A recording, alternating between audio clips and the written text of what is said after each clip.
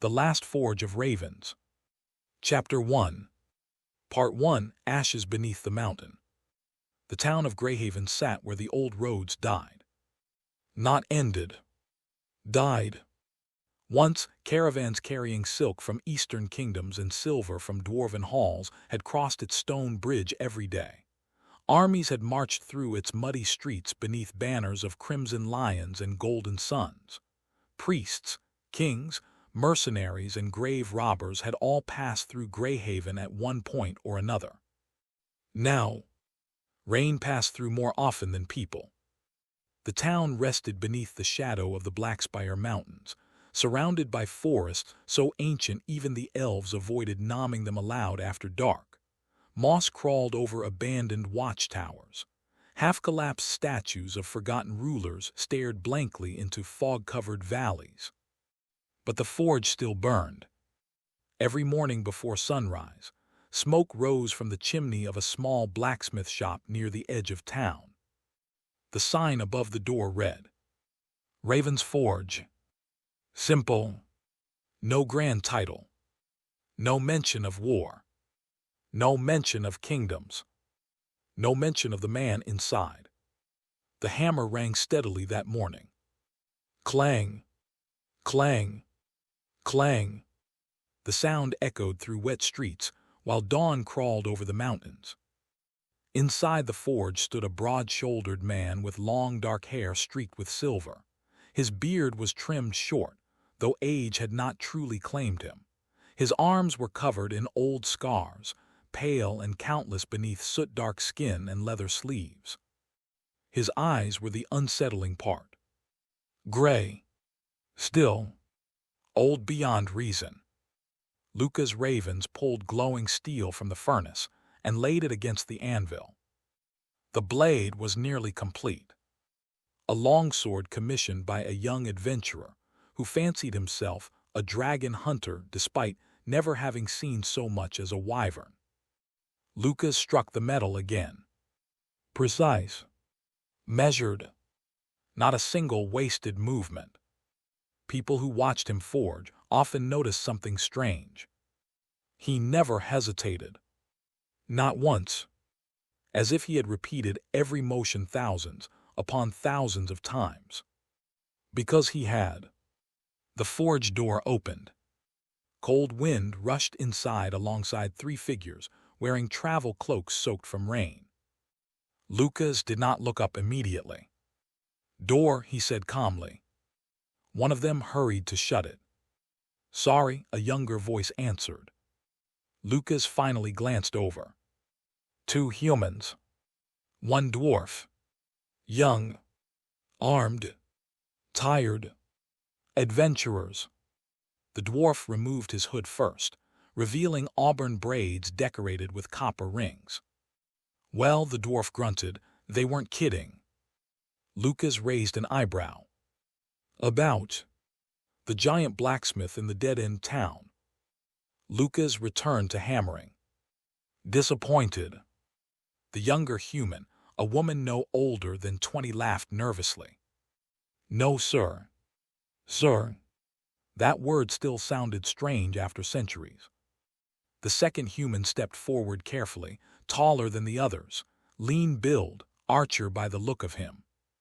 "We're looking for work," he said, "or supplies, preferably both." Lucas flipped the blade in the fire again. "Then you're poor adventurers." The dwarf barked a laugh. "Aye, that obvious. You came in during rain instead of waiting it out. Means you're desperate." The three exchanged glances. Lucas sighed softly. "Sit down before you drip all over my floor." There was a small table near the forge with mismatched chairs. The group sat gratefully while Lucas continued working. For several minutes, only hammer strikes filled the room. Then the young woman spoke. "You really made all those?" She pointed toward the walls. "Axes. Spears. Old shields. Ancient helmets. Some boar symbols no longer recognized by modern kingdoms." Lucas glanced briefly. "Yes. You fought in wars." Lucas struck the blade again. Everyone fought in wars back then. The dwarf leaned back. My grandfather told stories about the old kingdoms, said humans nearly conquered half the world once. Your grandfather exaggerates.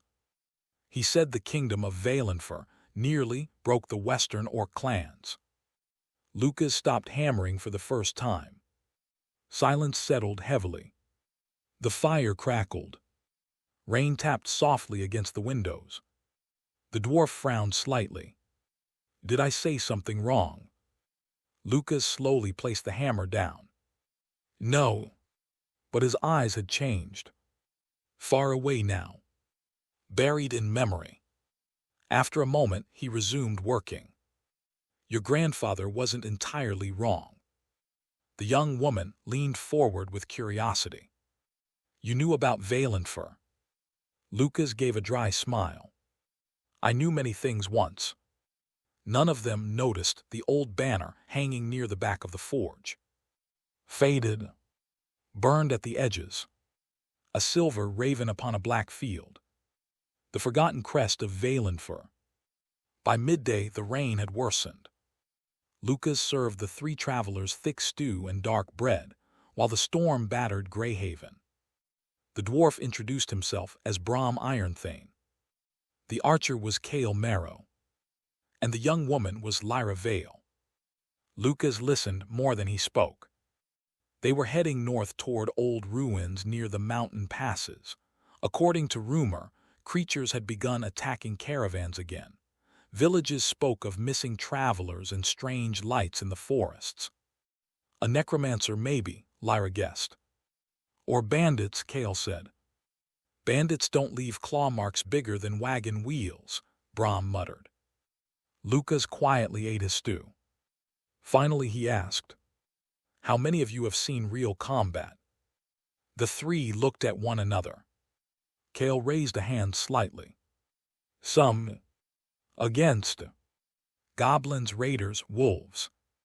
Lucas nodded once. Then none of you. Brom frowned. We can handle ourselves. Lucas looked directly at him. The dwarf slowly stopped talking. Not because Lucas raised his voice. Not because he threatened him. But because, for a brief second, something ancient stared through those gray eyes. Something that had stood in burning cities. Something that had watched armies die screaming beneath black skis. Lucas returned to eating. You carry your axe too high, he told Brom. The dwarf blinked. What? When you walk, your right shoulder lifts first, means heavier opponents can predict your swing. Brom stared. Lucas pointed at Cale next. You favor your left knee. How did you? Old injury, probably from falling while drawing a bow. Cale went silent. Lucas finally looked toward Lyra. You're over-channeling. Her face paled instantly. Your fingers shake when you rest. You're forcing too much mana through your veins too quickly. Keep doing it, and eventually your hands won't stop burning. Silence. Rain hammered the roof overhead. How? Lyra whispered. Lucas shrugged. I've known better mages than you. None of them noticed his expression afterward. Sadness. Not arrogance. Sadness. Because every mage he had ever known was dust now. That night the storm became violent. Thunder rolled across the mountains like distant artillery. The travelers remained at the forge, sleeping near the fire after Lucas reluctantly allowed it. He himself did not sleep much. He rarely did anymore. Instead he sat alone outside beneath the awning, sharpening an old dagger while rain poured beyond the roofline. Greyhaven slept quietly. Lucas watched the darkness beyond town. Then he heard it. Footsteps. Not human. Too heavy. Too uneven. His hand stopped moving. From the forest beyond Greyhaven came low growls. Several. Moving together. Lucas slowly stood. Inside the forge, the adventurers still slept. The growls grew louder. Closer. Lucas exhaled heavily. Of course, he muttered. He stepped back inside silently. On the wall behind the forge hung dozens of weapons. Most were rusted relics. Decorations. Memories. Except one. An old sword wrapped in black cloth. Lucas stared at it for a long moment. A very long moment. Then he looked away. No, he whispered to himself. Instead, he grabbed a woodsman's axe near the door. The growls reached the edge of town. Windows began closing. Dogs barked frantically. Lucas opened the forge door. Cold wind rushed inside. Brom woke immediately. What's happening? Lucas stepped outside. Stay inside. Kale grabbed his bow. We can help. Lucas looked back once. For a brief second, lightning illuminated his face. And they saw him differently. Not as a blacksmith. Not as an old man. But as something harder. Sharper. A survivor carved from centuries of war. You can, Lucas said quietly. But if you come outside tonight, do exactly as I say. Then he walked into the storm. The creatures emerged from the fog moments later. 6 of them. Tall.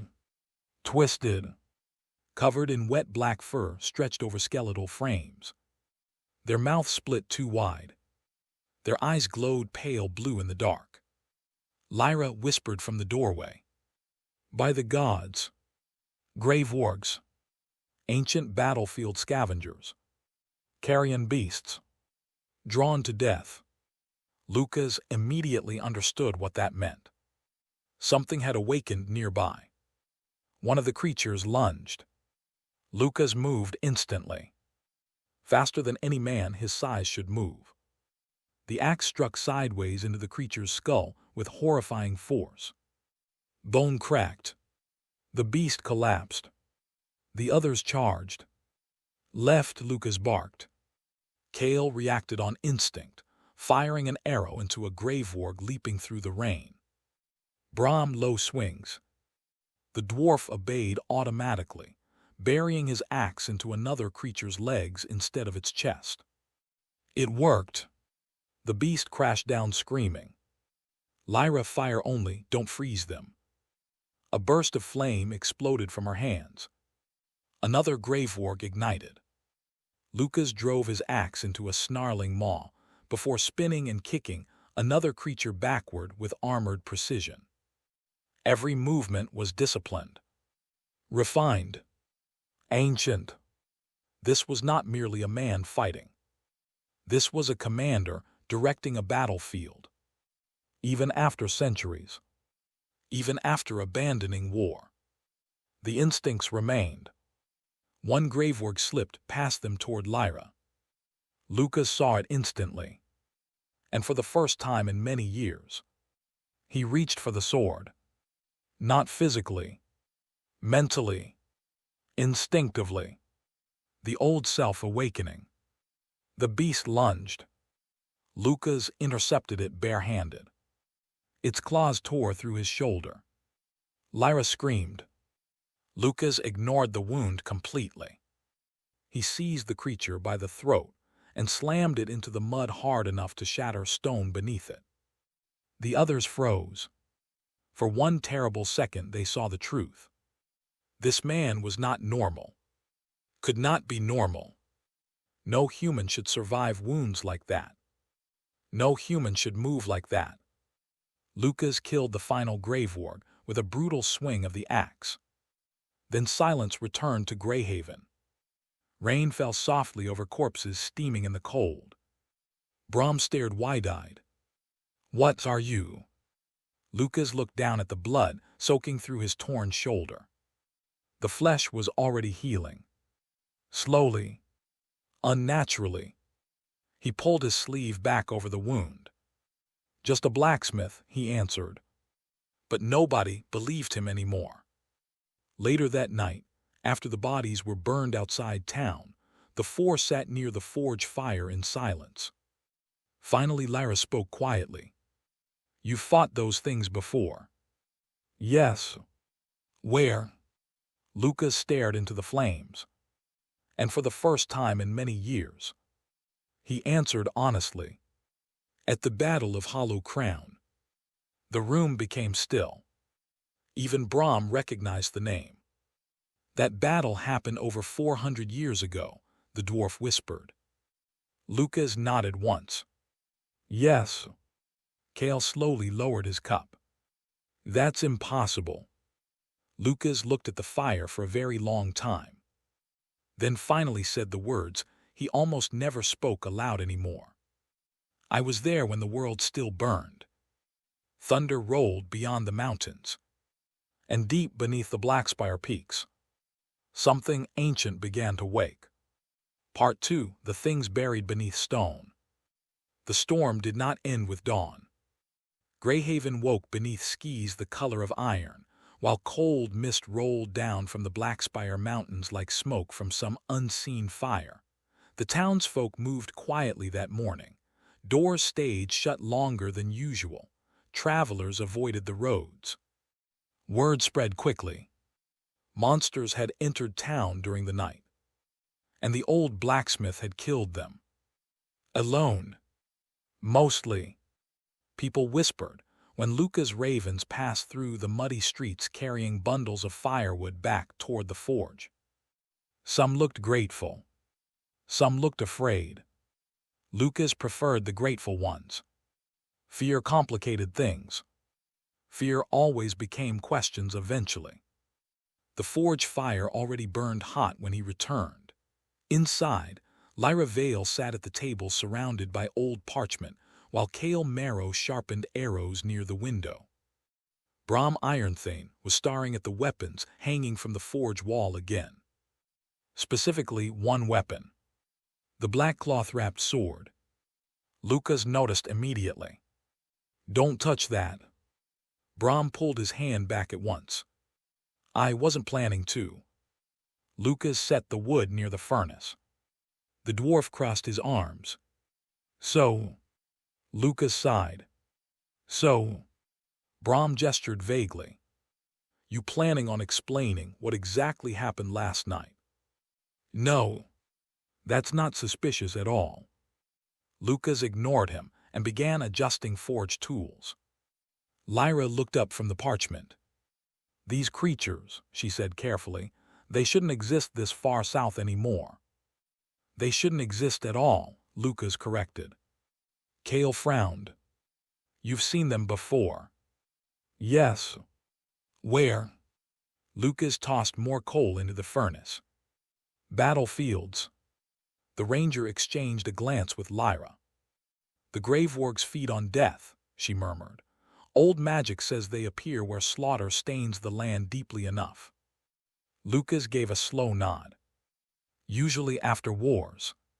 Silence followed. No one wanted to ask the next question. So Brahm did. "There hasn't been a war in these lands for nearly 80 years. Lucas finally looked toward the mountains.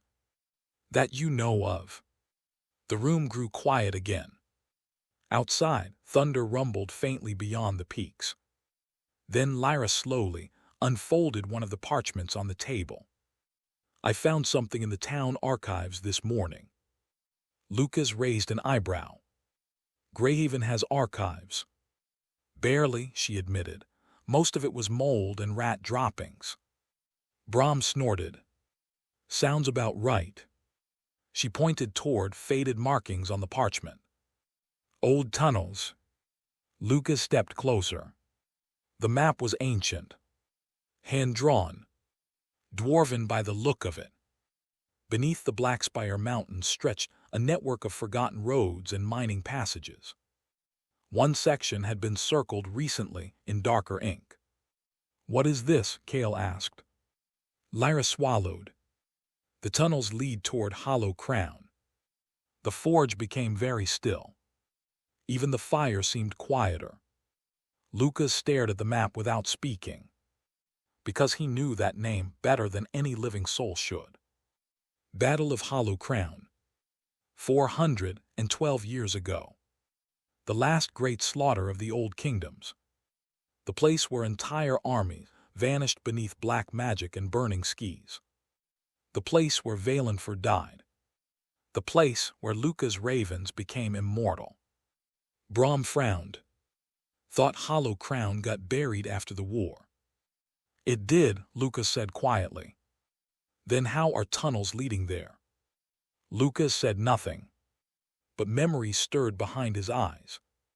He remembered dwarven engineers building emergency passages beneath the battlefield before the final assault.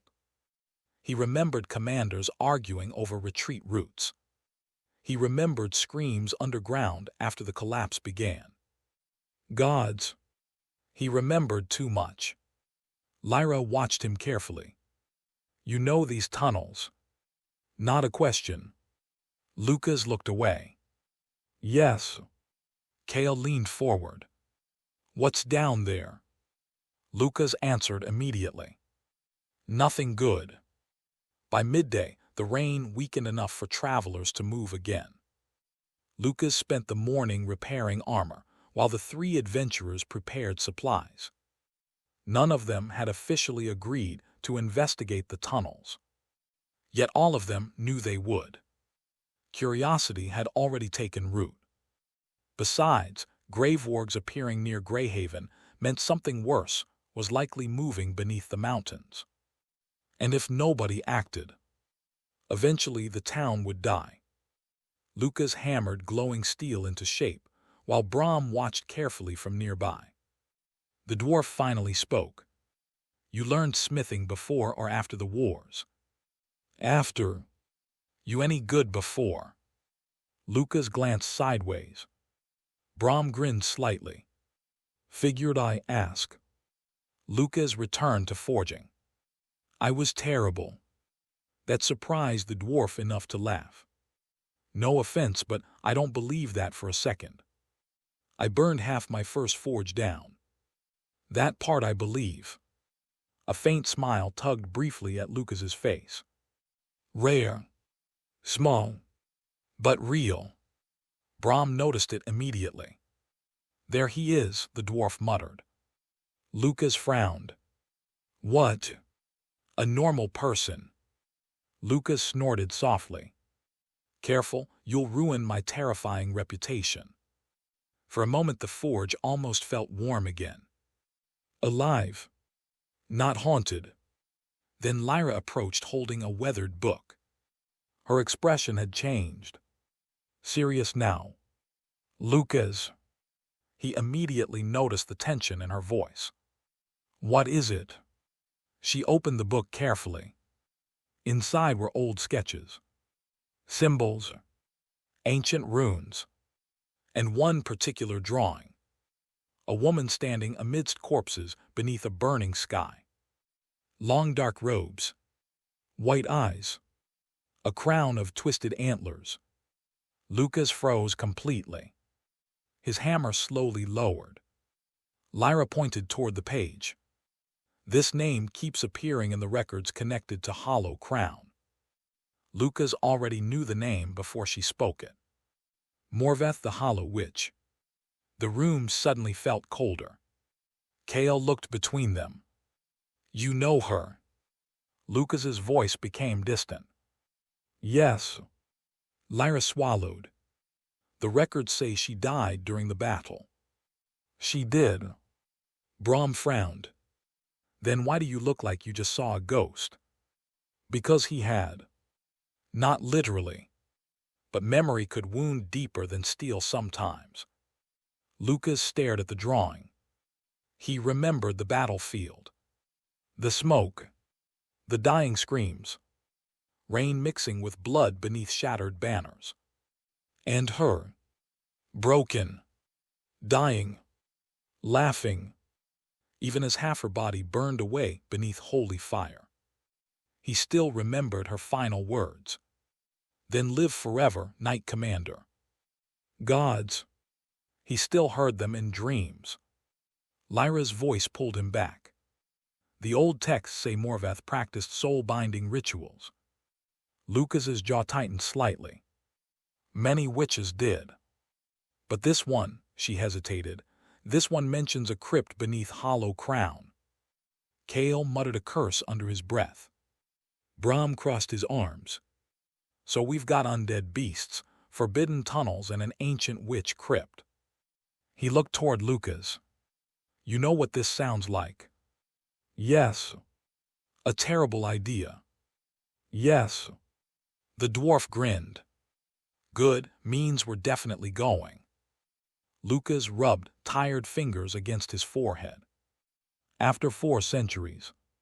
After abandoning war. After finally finding quiet. The world still refused to leave him alone. They departed Greyhaven before sunset. Lucas locked the forge carefully before leaving. He always did. A pointless habit, perhaps, but one that reminded him the forge existed, that he still belonged somewhere, even temporarily. The road north wound into the mountains through ancient pine forests, where fog crawled between roots like living spirits. Brom carried a lantern. Kale scouted ahead silently. Lyra studied the old map, while Lucas walked at the rear. Always the rear.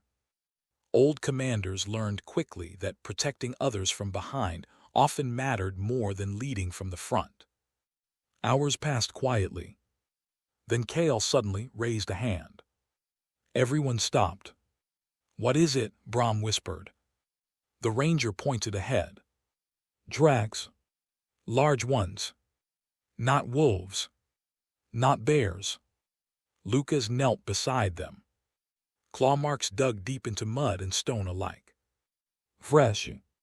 Moving toward the mountains. Grave wargs, Lyra asked quietly. Lucas shook his head. No. That answer worried them more. Brom lowered his voice. Then what made those? Lucas stood slowly. Something stronger. The wind howled softly through the trees. And somewhere deeper within the forest, something answered. A low roar echoed across the mountains. Ancient. Hungry. Wrong. Lyra paled instantly. Kale reached for another arrow. Brom tightened his grip on the axe. Only Lucas remained calm. Not because he lacked fear, but because after centuries of monsters, warlords, and cursed kings, fear became familiar. The old soldier looked toward the distant peaks, then quietly said, "We keep moving." And far beneath the mountains, in buried halls untouched for 400 years, something opened its eyes. Part 3: The Road of Fallen Banners. Night settled heavily across the northern trails. The deeper the party traveled into the forests beneath the Blackspire Mountains, the quieter the world became.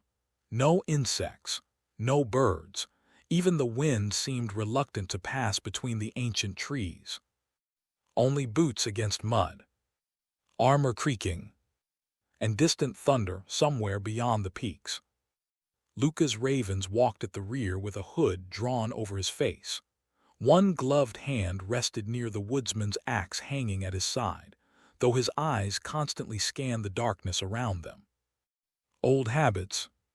The others had begun noticing them more. The way Lucas checked high ground before entering open terrain. The way he paused near narrow paths to study possible ambush positions. The way he counted exits every time they stopped. He moved like a man expecting war at every corner. Because once, long ago, war had hidden behind every corner. Brom Ironthane eventually broke the silence. "You know," the dwarf muttered, "for someone who claims to be retired, you walk like you're marching to execute a king." Lucas glanced at him. Kings were usually easier. Kale nearly choked trying not to laugh. Even Lyra Vale smiled faintly. Brom shook his head. "Gods above, you really were terrifying back then, weren't you?" Lucas answered without arrogance. "Yes. No one laughed after that. They reached the old stone road shortly after midnight. Or what remained of it. Massive cracked slabs stretched through the forest beneath moss and roots, barely visible beneath centuries of neglect. Lyra crouched beside one of the stones. These markings. Lucas already recognized them. Military symbols. Supply route indicators. Distance markers. Valenfur. His kingdom. Or what had once been his kingdom. He stared silently at a faded engraving worn, nearly smooth by time. A raven clutching a sword. Once, thousands of soldiers had marched this road beneath those banners. He remembered the sound. Armor. Boots. Laughter around campfires before battles.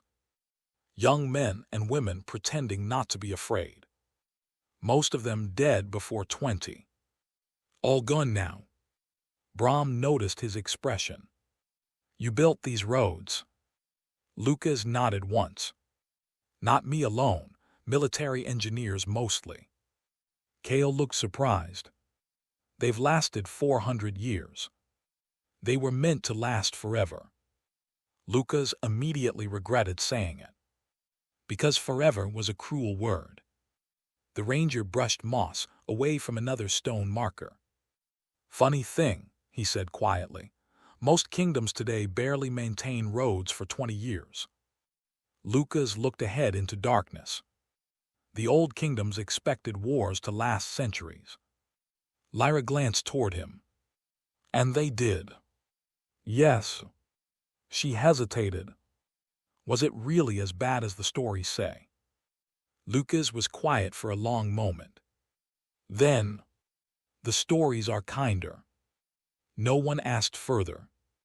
Near dawn, they found the battlefield. Or at least its edge. The forest suddenly opened into a vast valley choked by fog and broken stone. Ancient siege towers lay collapsed across the hillsides. Rusted weapons still protruded from the earth in places like forgotten grave markers. And bones. Gods.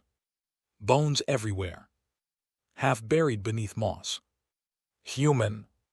Orc. Elf. Dwarf. Thousands upon thousands. Even after 4 centuries, the land had never healed.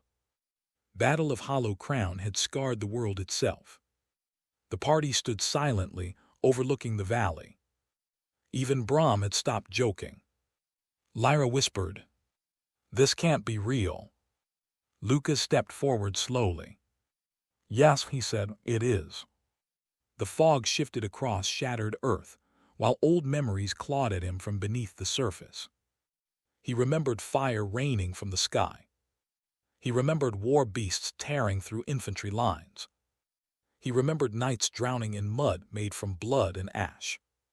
But most of all, he remembered the silence afterward, when nearly everyone was dead, when banners burned across the valley, when only he and the witch remained standing.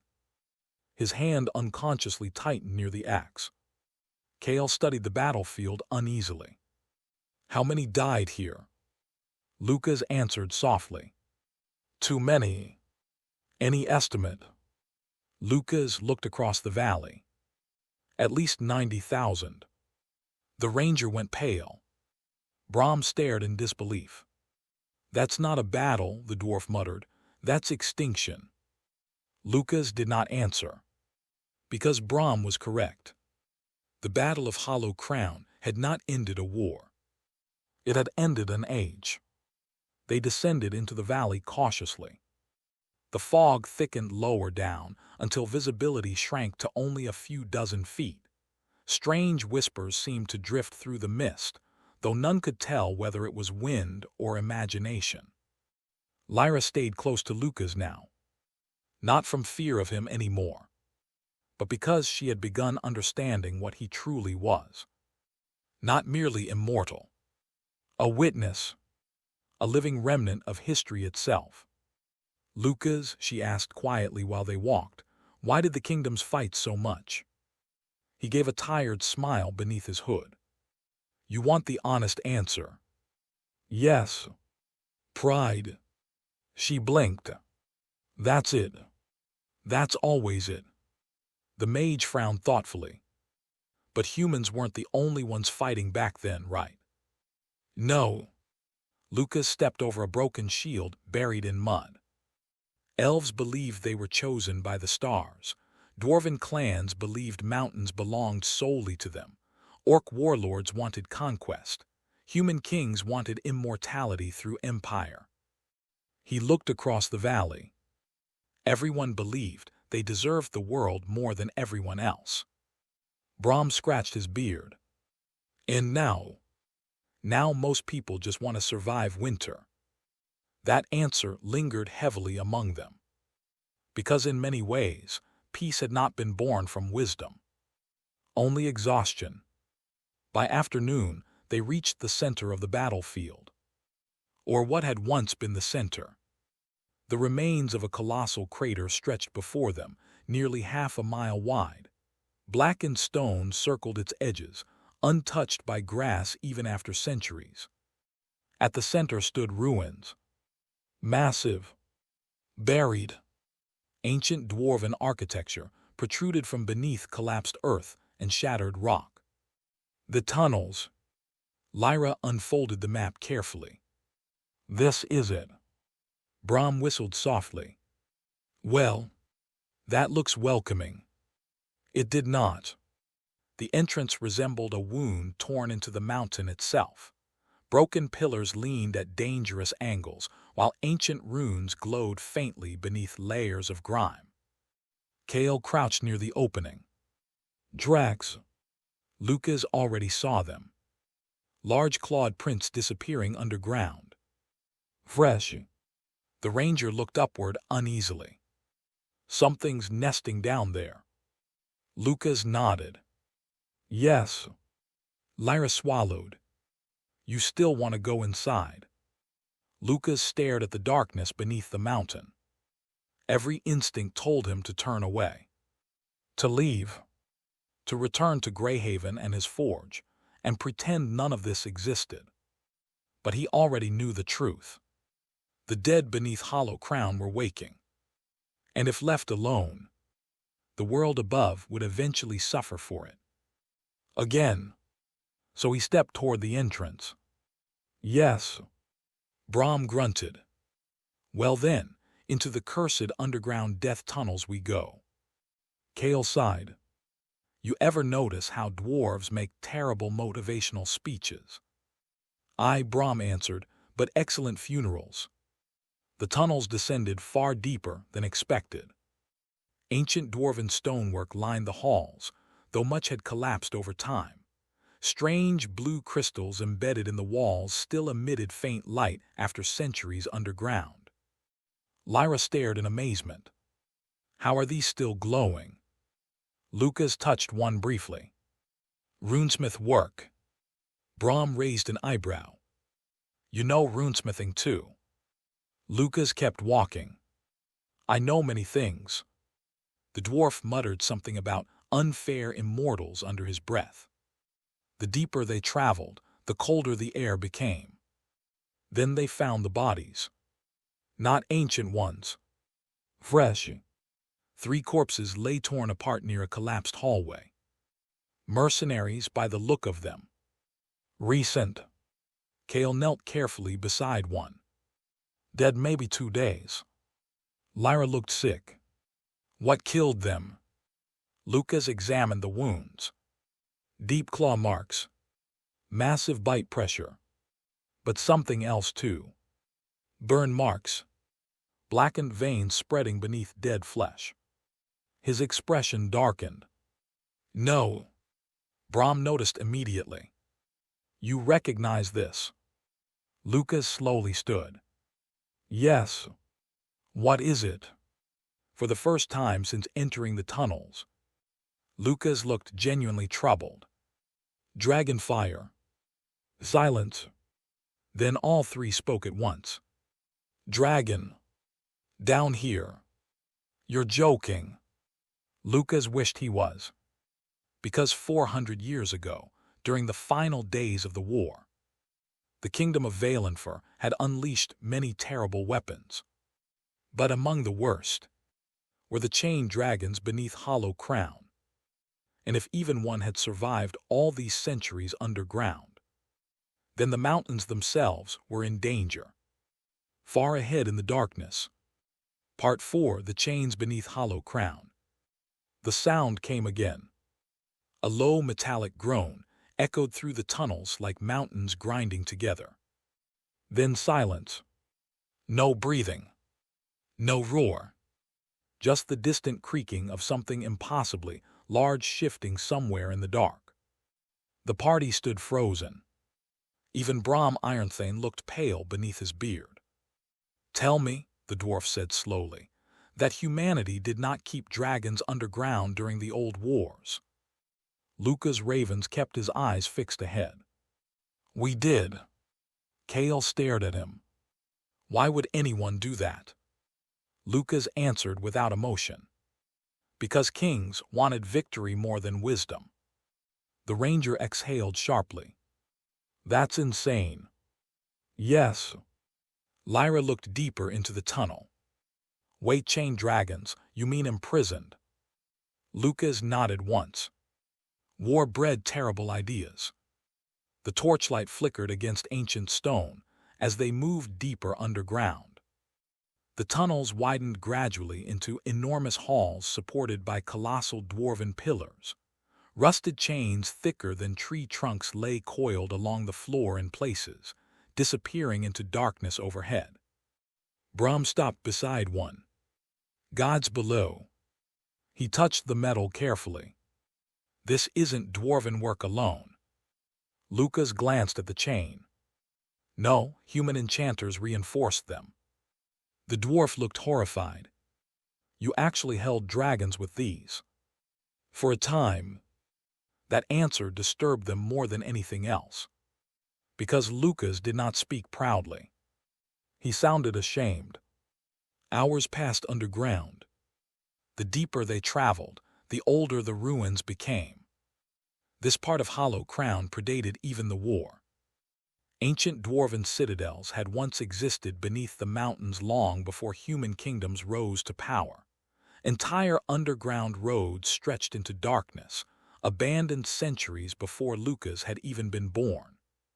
And everywhere, signs of battle, broken barricades, skeletons in rusted armor, burned stone. Kale crouched beside one corpse wearing ancient plate armor. The symbol on its chest was a silver raven. Valenfer. "You knew these men," he realized quietly. Lucas stopped walking. For several long seconds he said nothing. Then, "Yes." The ranger looked at the skeleton again. "Friends." Lucas stared at the dead soldier. The armor was cracked near the ribs, burned damage across the helmet. One gauntlet still clutched a broken spear. So young. Gods. They had all been young. "Yes," Lucas answered finally. Lyra watched him carefully. "You remember all of them?" Lucas gave a faint, exhausted smile. "No." That answer surprised her. "But I remember enough." He knelt slowly beside the corpse. "The dead don't truly disappear," he said quietly, "not while someone still remembers their names." His hand brushed dirt from the old raven crest. This was Tomas. The others remained silent. Lucas pointed toward another skeleton nearby. "That one was Edric. He cheated at cards." "A third." "Mara hated horses." "Another." Joran snored louder than artillery. His voice never broke, never trembled. But somehow that made it worse. Because grief this old no longer needed tears. It simply remained. Heavy. Endless. Brom removed his helmet slowly. A dwarven gesture of respect. The others followed. Even in death, soldiers deserved that much. Lucas stood again after a long moment. "We move." but the silence afterward stayed with them. Eventually, the tunnels opened into a vast underground chamber. And for the first time since entering Hollow Crown, Lucas truly looked afraid. Massive pillars surrounded an abyss-like cavern stretching far beyond torchlight. Broken bridges crossed black depths below, while ancient machinery rusted silently along the walls. At the center stood a colossal circular platform, and wrapped around it, chains, thousands of them, all leading downward.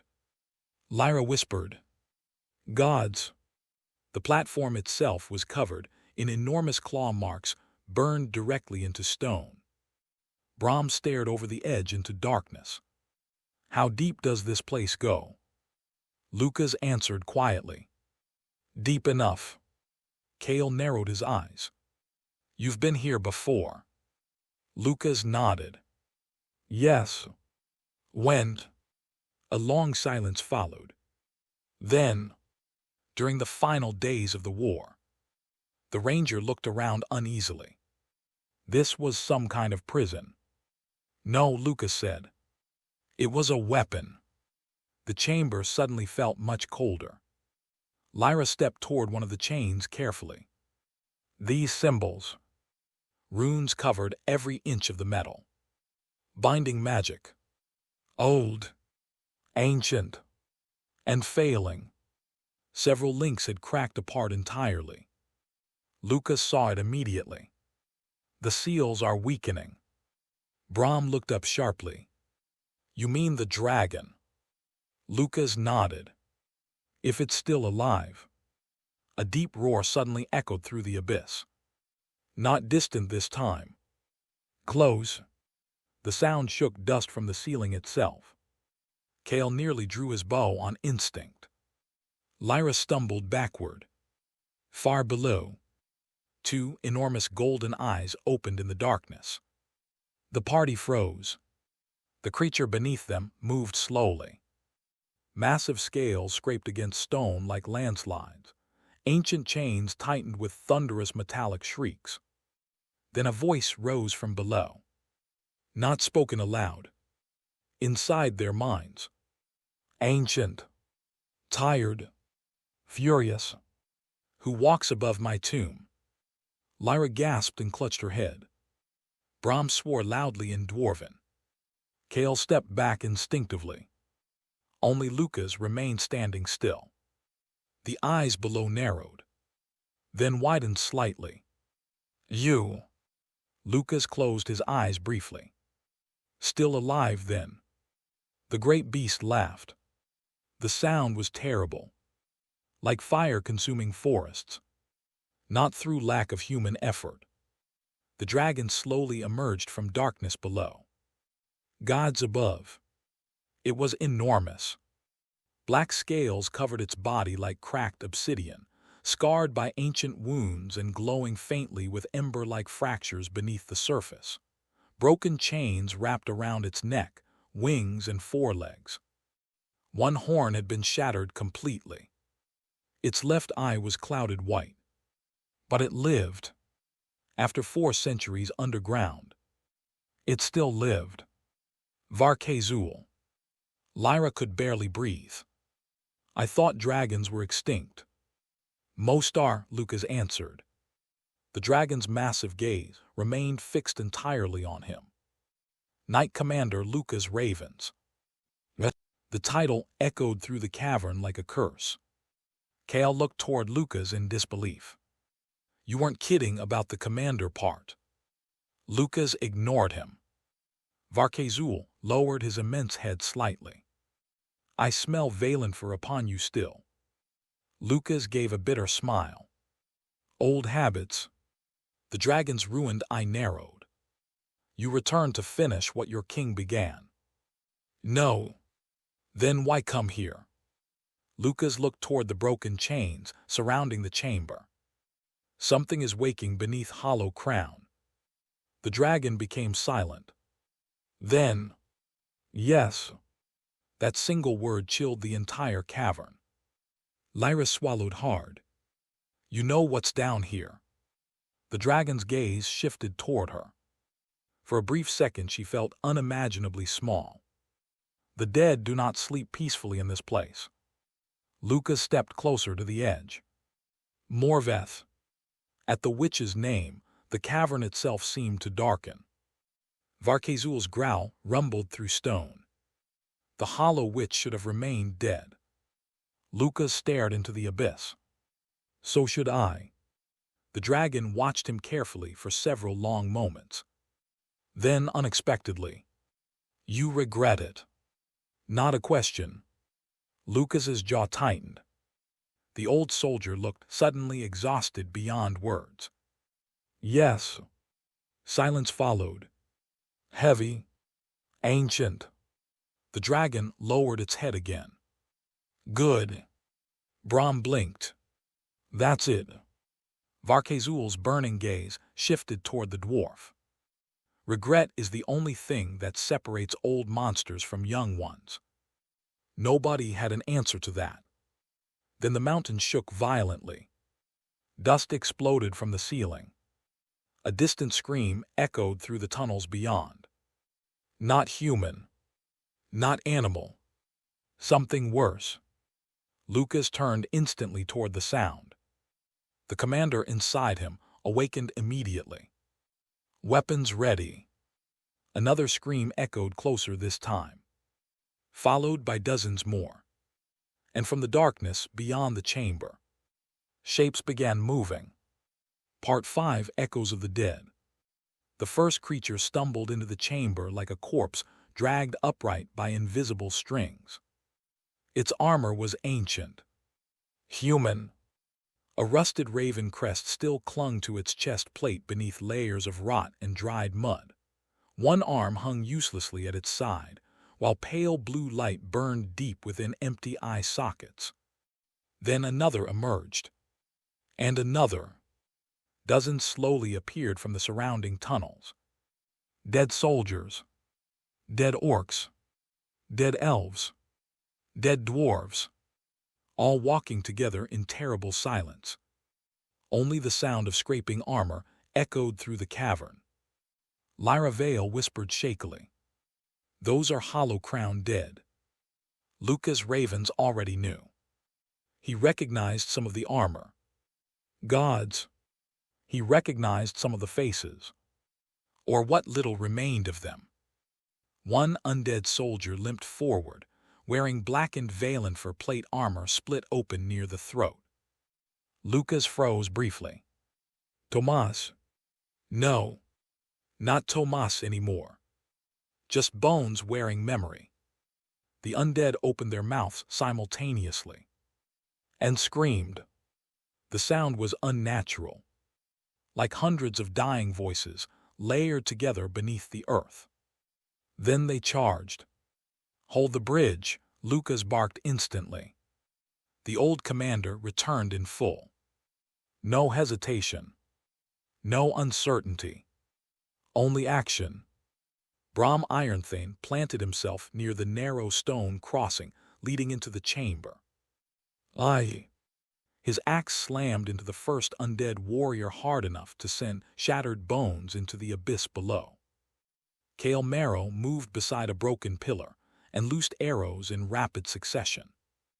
Every shot struck eye sockets or exposed joints. Precise. Controlled. Left tunnel, he shouted. Lucas saw movement instantly. More undead climbing over collapsed stone from the flank. Lyra burned the choke point. The young mage thrust both hands forward. Flames exploded through the side tunnel in a violent wave of orange light, igniting ancient corpses and filling the cavern with smoke and shrieking. Still they kept coming. Too many. Far too many. Lucas seized a fallen spear from the ground and drove it through an undead knight before pivoting into another with brutal efficiency. Every movement flowed naturally. Centuries of war returning like instinct. The undead surrounding him wore armor from a dozen forgotten kingdoms. He recognized nearly all of them. And that hurt more than the fighting itself. A skeletal orc lunged. Lucas sidestepped smoothly and shattered its spine with the butt of the spear. An elven corpse followed immediately after. Its blade style. Gods. He remembered that style. Silverwood Royal Guard. He had fought them during the Western campaign centuries ago. The dead elf swung with impossible speed. Lucas blocked, twisted, disarmed it, then hesitated. Just briefly. Too briefly. The corpse drove a broken dagger into his side. Lyra gasped. Lucas. He ignored the wound entirely and crushed the undead skull against the stone bridge. Black blood spread across ancient armor. His own wound already began healing beneath torn cloth. Brahm saw it clearly this time. The dwarf stopped mid-swing for half a second. You really can't die. Lucas kicked another undead soldier into the abyss. No, he answered grimly. That's the problem. The bridge trembled violently. A larger figure emerged from the darkness beyond the tunnels. Twice the size of the others. Massive black armor fused directly into bone. A knight, or what remained of one. Blue flames leaked from cracks in its helmet. It carried a gigantic rusted executioner blade in both hands. Lyra's face paled instantly. Deathless. Lucas's expression hardened. He knew those two. Ancient battlefield revenants. Elite warriors dragged back from death through hatred alone. The creature pointed its blade toward Lucas, then spoke with a voice like grinding tombstones. Commander. The others looked toward him immediately. The undead knight took another step forward. You left us. Lucas went still, because he knew that voice. Impossible. But he knew it. The revenant removed its ruined helmet slowly. Half the face beneath was skeletal. The other half still carried traces of the man he once was. Sir Garrick Thorne. One of Lucas's captains. Dead for 4 centuries. Kale whispered. You know him too. Lucas could barely answer. Yes. Garrick's burning blue eye locked onto him. We died for Valenfur. His voice trembled with rage and agony. You survived. Lucas stared at the ruined remains of the man he had once commanded. 1,000 memories resurfaced instantly. Shared campfires. Battles won together. Laughing after drunken victories. Watching young recruits train beneath summer sunlight. All gone. All buried. And now standing before him as a nightmare. Lucas lowered the broken spear slowly. Garrick. The revenant roared and charged. The bridge shook beneath its weight. Brahm moved to intercept. Lucas stopped him immediately. No. The dwarf blinked. What? This one's mine. Garrick swung the massive blade downward with monstrous force. Lucas dodged sideways barely in time. Stone exploded where the weapon struck. The revenant attacked again relentlessly, every strike fueled by centuries of hatred. You abandoned us. Steel screamed against steel as Lucas seized a fallen sword from the ground and blocked another devastating strike. I tried to save who I could. Liar. Garrick slammed into him physically, driving both men across the bridge. Lucas crashed against broken stone hard enough to crack it. The revenant raised its sword again. We followed you into hell. Lucas caught the blade inches from his face. Muscles strained. Ancient wounds reopened beneath his skin. And I would have died beside you if I could. Silence. Just for a second. The words struck harder than any weapon. Garrick hesitated. Blue fire flickered uncertainly behind dead eyes. Lucas slowly stood. I never wanted this. The revenant trembled violently. Around them, the battle continued. Undead swarmed the chamber, while Lyra's fire lit the darkness and Kale's arrows cut through rotting skulls. But Lucas and Garrick stood isolated in the center of it all. Commander and Knight, both ghosts of a dead kingdom. Garrick's voice became quieter now. Painful. Broken. We waited for you. Lucas closed his eyes briefly. Gods. That hurt. Because he had waited too. For centuries. For anyone. Anything. Some sign that the past had not vanished completely. But time devoured everything eventually. Even kingdoms. Even heroes. Especially heroes. Lucas opened his eyes again. I'm sorry. Then Garrick attacked one final time. Not with rage. Not with hatred. But grief. Lucas stepped forward instead of retreating.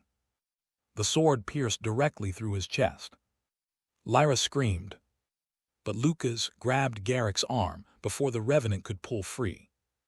Then quietly whispered, Rest now, old friend. With his free hand, Lucas drove his blade upward through the gap beneath Garrick's jaw.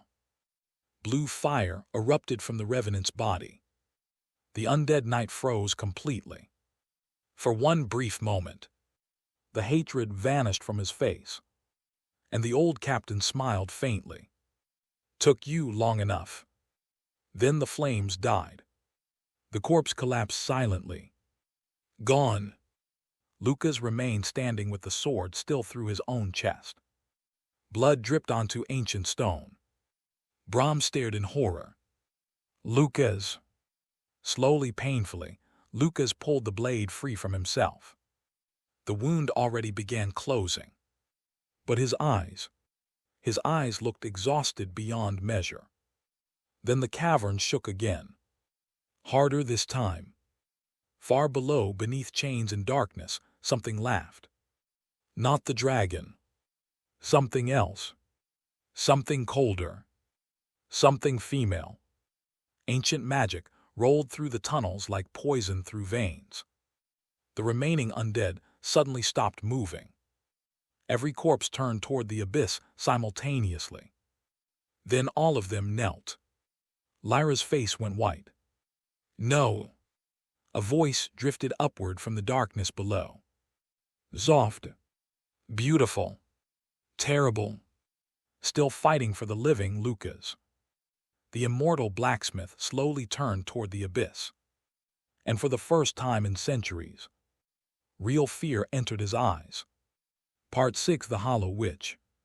The voice echoed gently through the cavern. Soft. Almost warm. And somehow that made it worse. Ancient magic spread through the underground halls like cold water flooding a grave. The blue crystals lining the walls dimmed one by one as shadows thickened unnaturally across the stone. Every undead corpse remained kneeling motionless. Waiting. Listening. Lucas Raven stood perfectly still near the center of the bridge, blood slowly dripping from the hole that was already healing in his chest.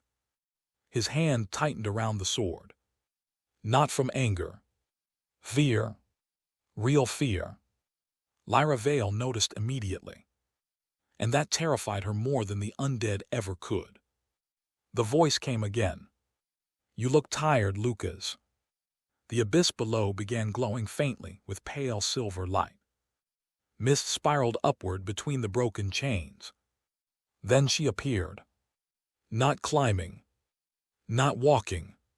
Floating. As though the darkness itself carried her gently upward from beneath the mountain.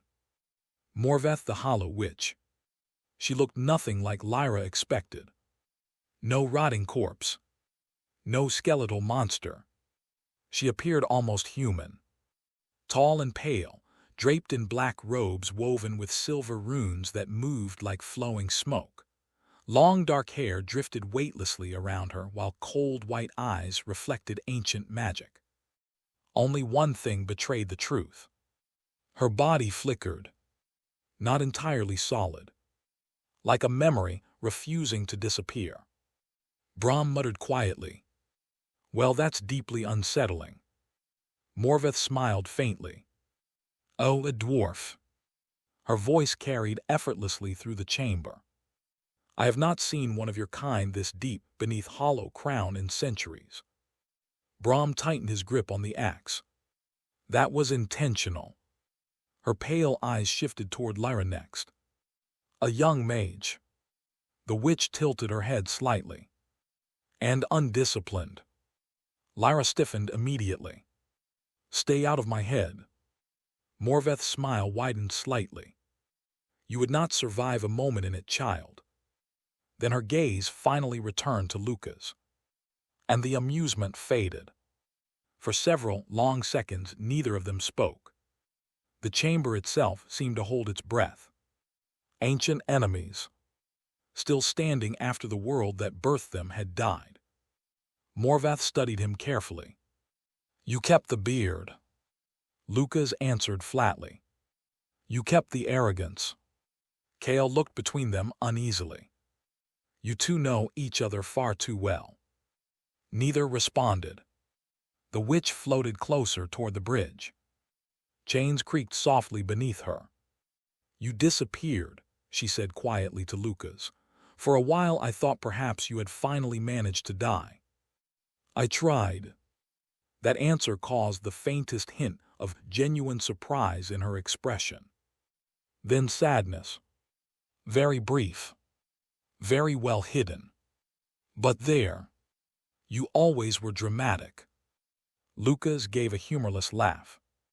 "And you always enjoyed ruining lives." Morveth's white eyes darkened slightly. "You think I wanted this?" She gestured slowly around the cavern. The dead whisper endlessly beneath hollow crown. Kingdoms rotted, empires vanished, and still this place remained. Her gaze hardened. "Because of men like your king." Lucas stepped forward. "My king is dust." "As he should be." The air suddenly crackled with tension. Lyra could feel raw magic building invisibly between them, like pressure before lightning. Varkezul, the chained dragon, stirred uneasily below. Even the ancient beast watched the exchange carefully. Kale lowered his voice toward Brahm. "Should we be worried?" The dwarf stared at the immortal commander, and the witch glaring at one another across the bridge. "Very." Morveth slowly descended onto the stone platform itself. Her feet touched the ground soundlessly. Then she looked around the chamber at the kneeling undead. "Do you know what the cruelest part of immortality truly is, Lucas?" He did not answer. "Memory." Her voice softened. "You remember everything, every scream, every failure, every face." Lucas's expression remained stone. But the others saw it. The exhaustion behind his eyes. The unbearable weight of centuries. Morveth stepped closer. "And still, you pretend to be a blacksmith." "I am a blacksmith." "No," she whispered. "You are a weapon trying desperately to forget what it was made for." Silence followed. Because deep down, Lucas feared she was right. Brahm suddenly stepped forward. "Well, this has all been wonderfully depressing," the dwarf grunted.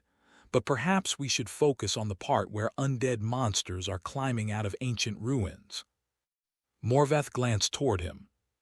Amusement returned faintly. "I like this one." "Most don't." "I can see why."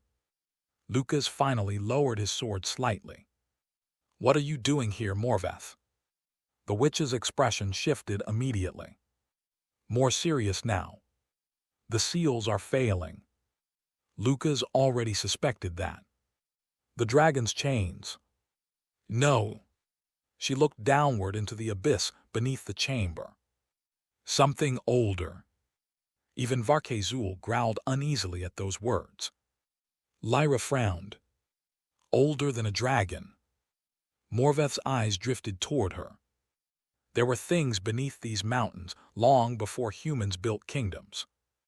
The chamber suddenly felt colder again. Kale crossed his arms. I'm getting very tired of ancient horrors. You should become a farmer then, Brahm muttered. Lucas ignored them. What woke it? Morveth looked directly at him. The same thing that always wakes sleeping monsters. A long silence. Then, war. Lucas's jaw tightened. The witch slowly raised one pale hand. The air above the abyss shimmered instantly. An image appeared. A vision made from silver mist and memory. The party stared upward. Armies. Modern ones. Not ancient. Mercenaries bearing unfamiliar banners deep within the mountains. Excavation camps. Miners. Scholars. And soldiers breaking through sealed ruins beneath hollow crown. Lyra's face paled. Someone dug too deep. Morveth nodded. They search for relics from the old wars, weapons, lost magic, power. Lucas muttered bitterly. Humans never learn. Nor elves, nor dwarves, nor orcs, Morveth corrected. Ambition is a disease shared equally. The vision changed suddenly. Darkness erupted from beneath broken ruins. Entire camps vanished screaming. Soldiers torn apart by unseen things moving underground. Then the image vanished completely. Silence filled the cavern. Kale swallowed hard. What exactly came out? For the first time, Morveth hesitated. And that terrified Lucas more than anything else. Finally the witch answered quietly. I do not know. Even Varkezul shifted uneasily below. The dragon's chains rattled through the abyss. That, the ancient beast rumbled, is not a comforting answer. Morveth turned toward Lucas once more. You need to leave. Lucas blinked once. What? The tunnels are no longer safe. Hollow Crown is breaking apart. Brahm frowned. And what about you? The witch smiled faintly. I belong here. Lucas stared at her carefully. You're staying. Yes. To die. Morveth looked genuinely confused by the question. Lucas, I died 400 years ago. That silence hurt in ways none of the others fully understood. Because despite everything, despite the hatred, despite the curse, despite Hollow Crown and all its ghosts, Lucas realized something terrible. She had been alone too. For centuries. Just like him. The mountain suddenly shook violently. Hard enough to crack stone across the bridge. Dust exploded from the ceiling. Then came the sound. A deep, wet roar echoing far below the abyss. Not dragon. Not undead. Something else. Something enormous. Morvath's expression darkened instantly. It's awake. The kneeling undead throughout the chamber suddenly began screaming all at once. And from the tunnels behind the party, something massive started climbing toward them through the dark. Part 7, The Deep Awakens. The sound of claws scraping stone echoed through the tunnels behind them. Slow, heavy, deliberate. Chunks of rock tumbled from the ceiling as whatever approached forced its way upward through passages never meant to contain something of its size. The undead throughout the chamber began convulsing violently. Blue fire burst from their eye sockets. Some collapsed entirely. Others clawed desperately at their own armor, as though trying to escape invisible hands pulling them downward. Lyra Vale stepped back beside Luca's ravens. What in the gods is that? Lucas listened carefully. Then his expression darkened further. Not gods. The tunnel behind them exploded outward. Stone shattered across the bridge. And the creature emerged. At first it looked vaguely humanoid. Then the torchlight reached it fully. And the illusion died. Its body resembled a giant corpse stitched together from countless remains. Arms protruded from its sides at unnatural angles, while fragments of armor from different races fused directly into swollen black flesh. Faces shifted and writhed across its torso, half absorbed into the mass yet still screaming silently.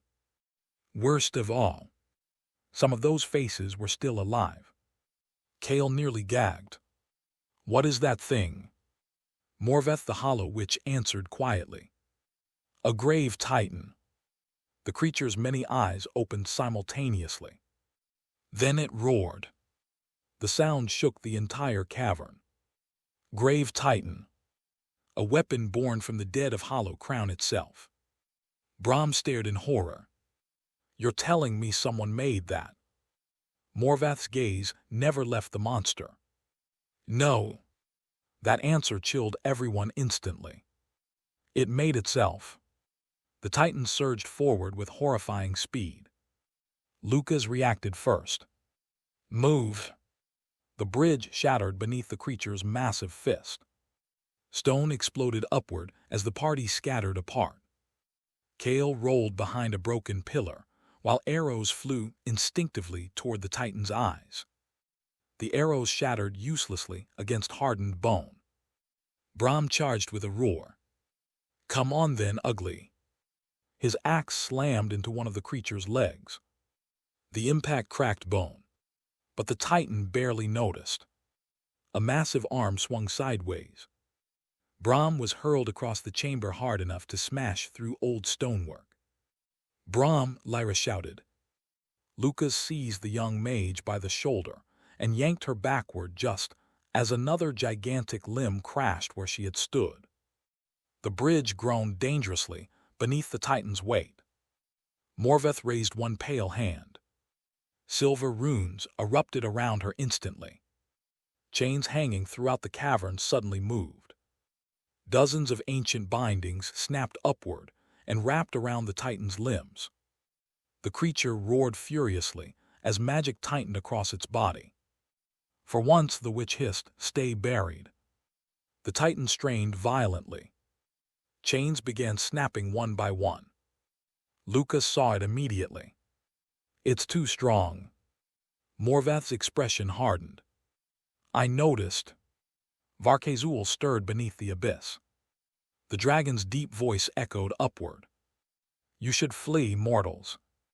Brahm dragged himself from broken rubble, groaning loudly.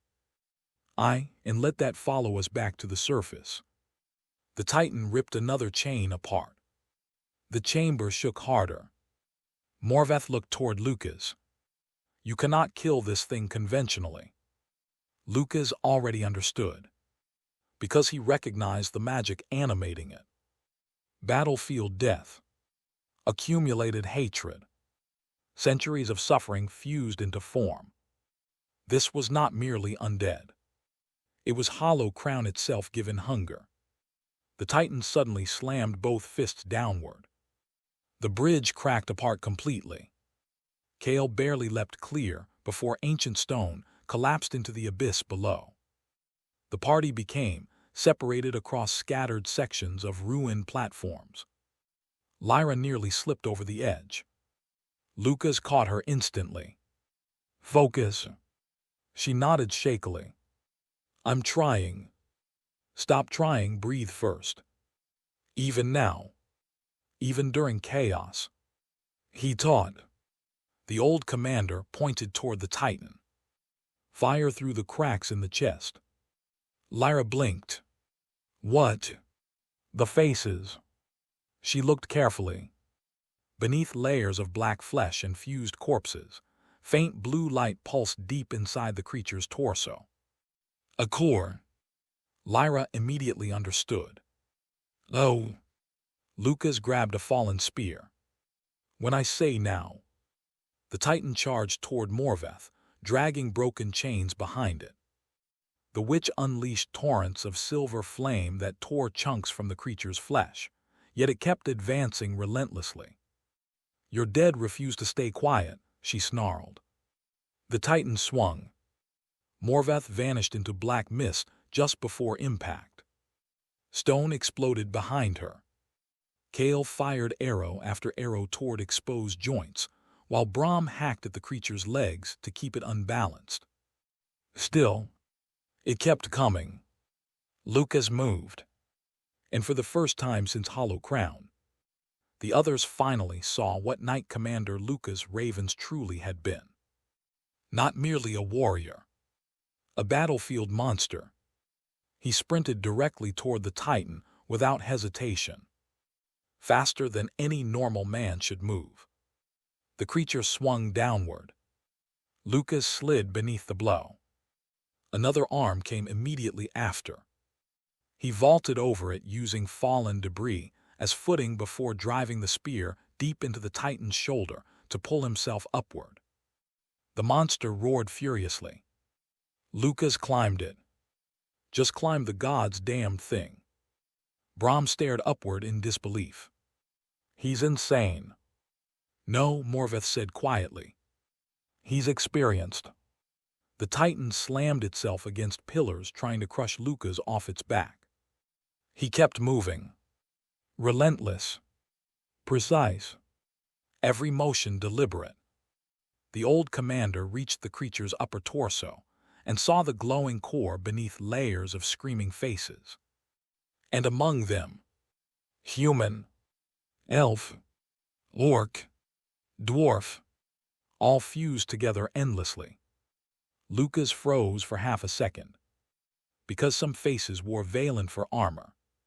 His soldiers, gods, still trapped. The Titan seized him suddenly, with 3 massive hands at once. Bone cracked loudly. Lyra screamed. Lucas! The creature lifted him toward its central maw. Hundreds of broken teeth opened wide. Black fire gathered inside. Morveth's eyes widened. Move! Lucas looked down toward Lyra. Then calmly said, Now! The young mage thrust both hands forward instinctively. A concentrated torrent of flame erupted directly into the exposed chest core. The Titan convulsed violently. Blue light exploded outward from within its body. Lucas tore one arm free despite bones, snapping painfully beneath his skin. Then he drove the spear directly into the burning core. The entire chamber erupted in light. The Titan screamed. Not one voice. Thousands. Every trapped soul crying out simultaneously. Then silence. The giant corpse construct staggered backward. Cracks spread rapidly across its body. Blue light poured from every wound. And slowly, the massive creature collapsed into the abyss below. The cavern shook violently as the remains vanished into darkness. Silence followed. Heavy breathing. Falling dust. Broken stone. Lucas dropped heavily onto one knee. His arm hung twisted unnaturally. Already healing. Slowly. Painfully. Lyra rushed toward him. You're hurt. I noticed. Brahm limped closer, rubbing his ribs. Well, the dwarf grunted, that was unpleasant. Kale looked over the edge cautiously. Please tell me it's dead. Far below. Something answered. Not the Titan. A deeper sound. Older. Hungry. Morveth's expression slowly lost all remaining calm. That, she stared downward into the abyss, was only the guardian. The entire chamber went silent. Then the mountain trembled again, harder than before. And somewhere beneath Hollow Crown, something enormous began moving toward the surface. Part 8: What Sleeps Beneath Kingdoms. The trembling did not stop. Dust rained continuously from the ceiling now, drifting through the chamber like ash from an unseen fire. Ancient pillars groaned beneath mounting pressure, while cracks spread across the stone bridges in jagged lines. Hollow Crown was dying. Again. Lucas Raven slowly rose to his feet, flexing his healing arm with visible discomfort. The others watched in uneasy silence. No matter how many times they saw it, the wounds closing still felt unnatural. Wrong. Brom Ironthane finally pointed toward Lucas's arm. You know, the dwarf muttered, most people would still be dead after half the things you've walked off today. Lucas picked up his sword from the shattered stone. I was dead once. That isn't reassuring. No. Far below the abyss, the deep roar came again. Longer this time. The sound carried through the mountain itself. Lyra Vale stepped closer to the edge despite herself. What could possibly be bigger than that titan? Morveth the Hollow Witch answered quietly. The thing the titan was feeding. Silence. Even Varkezul shifted uneasily beneath the broken chains. The ancient dragon's ruined eye glowed faintly through the darkness below. I warned your kingdoms long ago, Varkezul rumbled. The dead should never be gathered in one place. Lucas looked downward. We didn't listen. No, the dragon replied bitterly. You built empires instead. Morveth turned toward the party. You need to leave now. Kale frowned immediately. You're saying that a lot. Because you still fail to understand the danger. Her pale eyes drifted toward the abyss. Hollow Crown was not merely a battlefield. It became a wound. Lyra swallowed. A wound in what? Morvath looked at her carefully. The world. The young mage went quiet. The witch raised one hand slowly, and silver mist formed once more above the abyss. Another vision emerged. This time older. Much older. The party watched ancient mountains rise beneath star-filled skies. No kingdoms, no cities, no roads. Only darkness beneath the earth. Then came dwarves. The first great clans carving kingdoms underground. Then elves. Then humans. Century after century flashing past like sparks in a fire. Wars followed eventually. Always wars. The vision darkened. Bodies piling atop bodies. Blood soaking into stone. Magic. Death. Endless death. Then finally, something beneath the mountain opened its eyes. The vision shattered instantly. Lyra staggered backward, breathing hard. What was that? Morveth lowered her hand. A thing buried before history. Brom crossed his arms uneasily. You got a name for this ancient horror. The witch was silent for several seconds. Then, no. That frightened Lucas more than anything yet. Because names mattered. Even monsters had names. If something existed old enough to be forgotten entirely, then it belonged to an age before memory. The mountain suddenly shook violently again. A distant explosion echoed somewhere above. Kale looked upward sharply. The surface. Lucas nodded grimly. The tunnels are collapsing. Morveth turned toward him. You must go. Lucas stared at her. And you? The witch smiled faintly.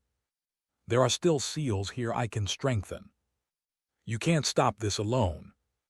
No, she admitted softly, probably not. For the first time since meeting her, the others saw exhaustion in Morvath's face. Not physical exhaustion. Loneliness. The same endless weariness Lucas carried. 4 centuries beneath Hollow Crown. Alone with the dead. Gods. No wonder she sounded like a ghost. Lucas stepped toward her slowly. You could leave. Morveth almost laughed. And go where? The surface. To what? She asked gently. The world moved on, Lucas. Her eyes drifted toward the others. You at least found purpose. Lucas frowned slightly. A forge. A life. The immortal blacksmith looked away briefly. He had never considered it that way. To him, Raven's Forge had simply been survival. Routine. Something to fill endless years. But hearing it spoken aloud, perhaps it had become more. Morveth stepped closer. You built instead of destroyed. The witch smiled sadly. That means you succeeded where most warriors fail. Before Lucas could answer, a colossal impact shook the entire chamber. The abyss erupted. Stone exploded upward, and something massive began climbing from the darkness below. The first thing they saw was bone. Not skeletal bone. Something older. Blackened. Ancient. Then claws the size of wagons dug into the cavern walls. The creature hauled itself upward slowly through shattered stone and broken chains. Its body resembled no living thing. Massive layers of hardened black flesh covered a serpentine form stretching endlessly downward into darkness. Jagged protrusions resembling broken crowns emerged from its spine, while dozens of pale eyes opened across its body one after another. Some human, some not. All wrong. Lyra physically recoiled. Gods. The creature's mere presence distorted the air around it. Torches dimmed. Magic faltered. Even the undead corpses scattered throughout the chamber began dissolving into ash. The deep sovereign. No roar came. No scream. Only a low sound like breathing beneath oceans. And then, it looked directly at Lucas, every eye opening simultaneously. The immortal commander froze. Because for one impossible moment, the thing recognized him. Morvath's voice became urgent. Go! The creature surged upward. The cavern exploded into chaos. Varkezul roared from beneath the abyss and unleashed a torrent of dragon fire upward into the creature's side. Flames engulfed black flesh, and did almost nothing. The deep sovereign barely reacted. Its enormous claws tore through stone effortlessly, while entire sections of the chamber collapsed into darkness. Kale grabbed Lyra. We need to move. Brahm nodded immediately. For once the elf's right. I'm human. Close enough. Lucas remained staring at the creature. Something about it. The eyes. The way it moved. It felt ancient beyond understanding. Not evil. Not malicious. Just hungry. Hungry in the same way fire was hungry. The deep sovereign lunged upward toward the bridge. Morveth raised both hands. Silver runes exploded across the cavern. Every remaining chain snapped toward the creature at once, wrapping around its limbs and jaws. The monster slowed briefly. Briefly. Morveth looked toward Lucas. And for the first time, there was fear in her eyes. Run, Lucas. The creature tore free from half the chains instantly. The witch grimaced in pain. Black cracks spread along her flickering body. Lyra realized the truth first. She's tied to this place. Morveth heard her. Yes. The young mage's face fell. If Hollow Crown collapses. The witch smiled softly. Then perhaps I finally rest. Lucas took a step toward her. No. Morveth looked surprised. The old commander's voice hardened. We are not leaving you here. Brahm blinked. You serious? Yes. The dwarf looked at the ancient horror climbing toward them. Then at the immortal commander. Then sighed heavily. Of course we're doing this. Kale rubbed his forehead. One day, the ranger muttered, I'd like a normal adventure. Another chain snapped apart. The deep sovereign climbed higher. Morvath stared at Lucas for several long seconds. Then quietly said, You always were terrible at abandoning people. Lucas answered immediately. I learned that lesson the hard way. And above them, the ceiling finally began collapsing.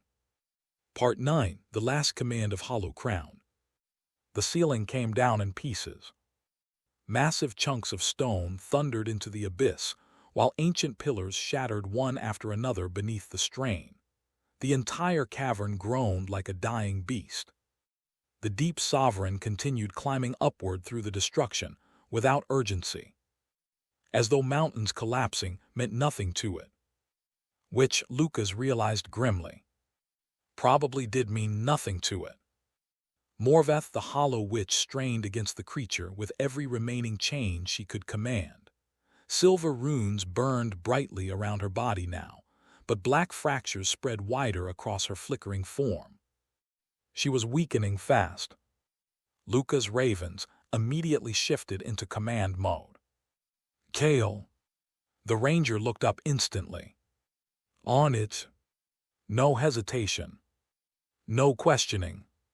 Somehow, despite only knowing Lucas briefly, they had all started responding to him the way soldiers once had. Because when chaos erupted, the old commander became impossible not to follow. Find us a way out, Lucas ordered. Kale sprinted toward the upper tunnels immediately. Brom with me. The dwarf hefted his axe. Aye. Lucas turned toward Lyra. Save your strength. The young mage blinked. You're not having me attack that thing. No. That alone frightened her. Because until now, Lucas always fought. Always resisted.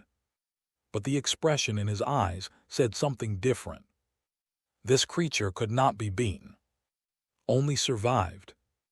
Another violent tremor shook the cavern. One of the enormous support bridges finally collapsed completely into the abyss below. The deep sovereign lunged upward through the falling debris. Varkezul roared from beneath. The chained dragon slammed bodily into the creature, ancient black scales grinding against impossible flesh as both titans crashed against the cavern walls. Dragon fire erupted again. This time, the flames forced the sovereign backward slightly. The mountain shook from the impact. Brom stared in disbelief. I can't believe I'm watching a dragon wrestle, whatever nightmare that is. Lucas's gaze remained fixed on the battle. Neither of them should still exist. Morveth nearly stumbled as another chain shattered. Lucas caught her arm instantly. Her form flickered violently beneath his hand. Cold. Barely solid. The witch looked at him quietly. You should have left already. You know, Lucas muttered, people keep saying that to me. Despite everything. Morveth laughed softly. Gods. He had forgotten that sound. For a brief second, she no longer resembled the hollow witch of ancient nightmares. Just a tired woman standing in ruins. Then another roar shook the cavern. Reality returned quickly. Kale's voice echoed from above. This way. A partially collapsed tunnel had opened near the upper western wall. Daylight. Faint, but visible. The surface. Lucas immediately moved toward the path. Then stopped.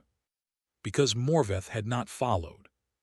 She remained near the center platform, maintaining the chains binding the deep sovereign. Black cracks spread rapidly across her body now. Lyra realized the truth immediately. She can't leave. Morveth smiled faintly. The seals are tied to me. Brom cursed quietly. Lucas stepped back toward her. There has to be another way. Lucas. The witch's voice softened. You know there is. The old commander stared at her silently, while chaos erupted around them. 400 years ago, he had faced her on a battlefield covered in corpses. He had hated her, blamed her, feared her. Yet now, standing here at the end of another dying age, all he saw was someone just as trapped as he was. Morvath looked toward the others. They can still escape. The deep sovereign roared again beneath the chains. This time the sound carried actual fury. Varkezul slammed into it once more, buying precious seconds. The dragon's voice thundered upward. Go, little mortals, before the mountain buries you all. Lucas clenched his jaw. Morvath stepped closer. You cannot save everyone. The words hit harder than she intended, because that sentence had haunted him for centuries.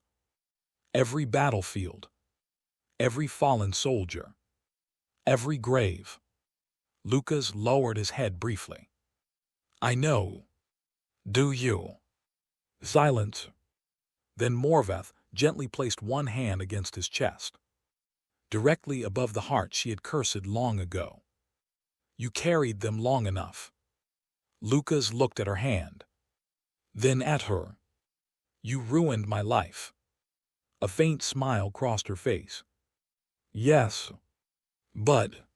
He struggled for the words. Gods. When was the last time he had spoken honestly to someone who remembered the old world? I think you regretted it. Morvath's expression finally broke.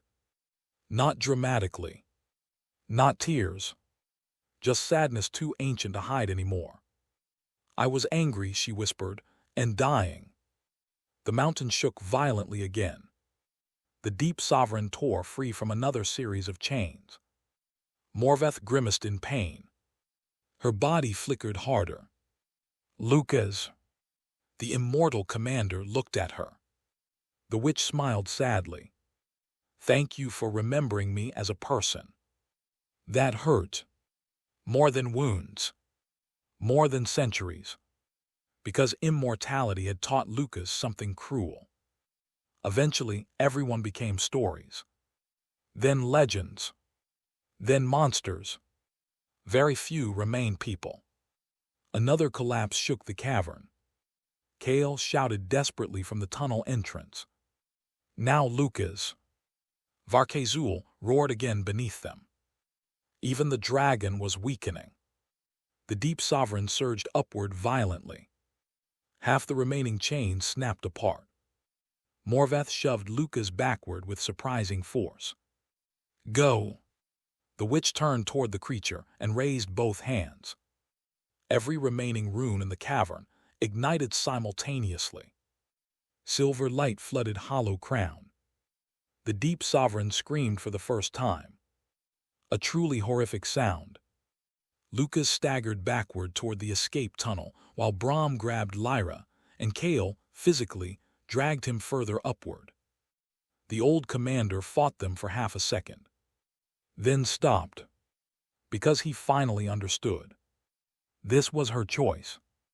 Just as Hollow Crown had once been his burden, now it was hers to end.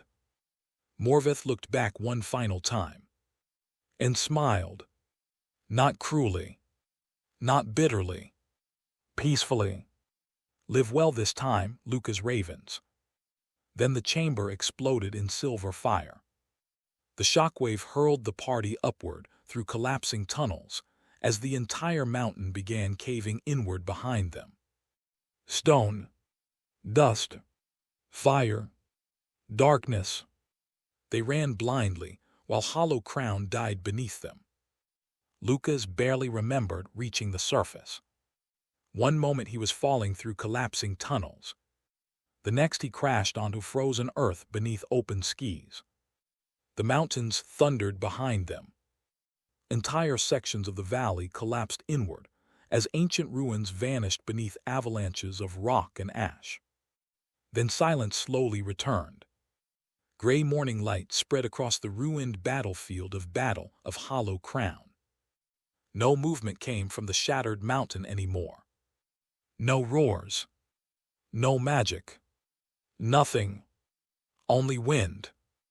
Brahm coughed violently beside a broken stone. Well, the dwarf wheezed, that was terrible. Kale laughed weakly despite himself.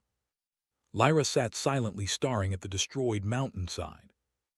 Lucas remained standing alone. looking at the place where Hollow Crown had vanished. Motionless. The others gave him space, because they understood now. Something far older than battle had just ended beneath those mountains. Eventually, Brahm approached carefully. "You all right?" Lucas stared at the ruins. "No." The honesty surprised them. The dwarf nodded slowly. "I."